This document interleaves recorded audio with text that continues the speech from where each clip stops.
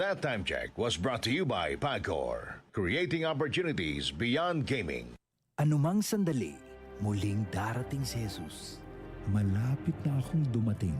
Dala ko ang aking gantimpala para sa bawat isa ayon sa mga ginawa niya. Ako ang Alpha at ang Omega, nang ibig sabihin ang una at ang huli. Revelation 22, verse 12 to 13. Repent. Turn to Jesus today. He is the only way to heaven. Brought to you by MX3. MX3 Capsule helps avoid pain discomfort. Iwas-iwas sa sakit. Tayo na sa EO. Tayo'y magpatingin. Tayo na sa EO. Sila'y eksperto at magagaling. Tayo na sa EO. Inyong mata ay mahalin. EO Executive Optical. Ang practical. EO Executive Optical. Ito ay practical.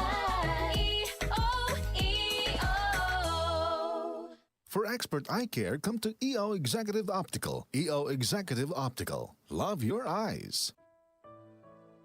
Pagbasa sa Aklat ng Kawikaan, Kabanata 12, talata 1 hanggang 28, ang taong may unawa ay tumatanggap ng payo, ngunit ayaw mapaalalahanan ang matigas ang ulo. Si Yahweh ay nalulugod sa taong matuwid, ngunit sa masasama siya ay nagagalit. Ang makasalanan ay hindi mapapanatag, ngunit ang matuwid ay hindi matitinag. Ang mabuting babae ay karangalan ng asawa, ngunit kanser sa buto ang masamang asawa. Ang taong matuwid ay mabuting makiharap, ngunit ang masama ay bihira lang magtapat. Pumapatay ng lihim ang mga pangungusap ng masama, ngunit ang salita ng matuwid ay nagliligtas sa kapwa. Ang masama ay lubusang mapaparam at di na magbabalik, ngunit ang sambahayan ng matuwid mananatiling nakatindig. Ang taong matalino ay magkakamit ng karangalan, ngunit ang aanihin ng masama ay pagkutsa lang. Ang maralitang nagsisikap ay mabuting di hamak kaysa nagkukunwang mayaman, ngunit sa gutom nakasadlak. Kahit sa kanyang mga hayop ang matuwid ay mabait, ngunit ang masama kahit kanino ay sadyang mabagsik. Ang taong masipag ay sagana sa lahat, ngunit ang isang hangal sa yaman ay salat. Ang nais ng masama ay puro kasamaan, ngunit ang tuntungan ng matuwid ay hindi magmamaliw.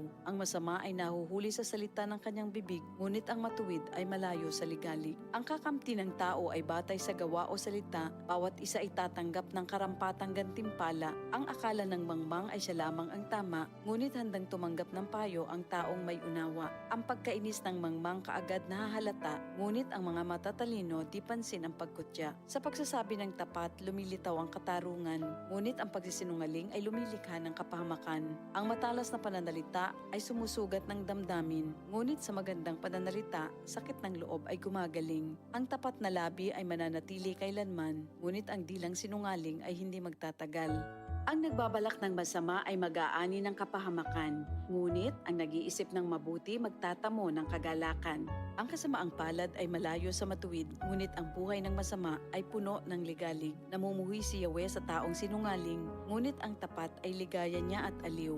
Di agad sinasabi ang alam ng matalino, ngunit kahangalan ay inihahayag ng mangmang na tao. Balang araw, ang masikap ang mamamahala, ngunit ang tamad ay mananatiling alila. Nagpapahina sa loob ng isang tao ang kabalisahan, ngunit ang magandang balita ay may dulot na kasiglahan. Ang payo ng kaibigang matuwid ay isang gabay, ngunit ang daan ng masama ay tungo sa pagkaligaw. Hindi makakamit ng tamad ang kanyang hinahangad, ngunit ang masikap ay laging may magandang hinaharap. Ang matuwid na landas ay patungo sa buhay, ngunit ang maling daan ay hahantong sa kamatayan. Ito ang salita ng Diyos. Goodbye to me, Mancha. Hello, bright bar blue. Isang labanan yan. Bright bar blue. Pride Bar Blue with powerful stain-away enzymes. Malupit magtanggal ng dumit mancha pero di masakit sa kamay. Goodbye to me, Mancha. Hello, bright bar blue. Isang labanan yan. As tested ang cotton and polycotton. Sa mancha, malupit. Sa kamay mo, mabait. Pride Bar Blue. Manufactured by ACS Manufacturing Corporation. ISO certified. World-class quality. ACS. Ito ang DCXL News. 558 kHz. 6 na dekadang maaasahan sa balita at serbisyo publiko. Ang himpilan ng RMN Network sa Mega Manila. Live sa radyo at online.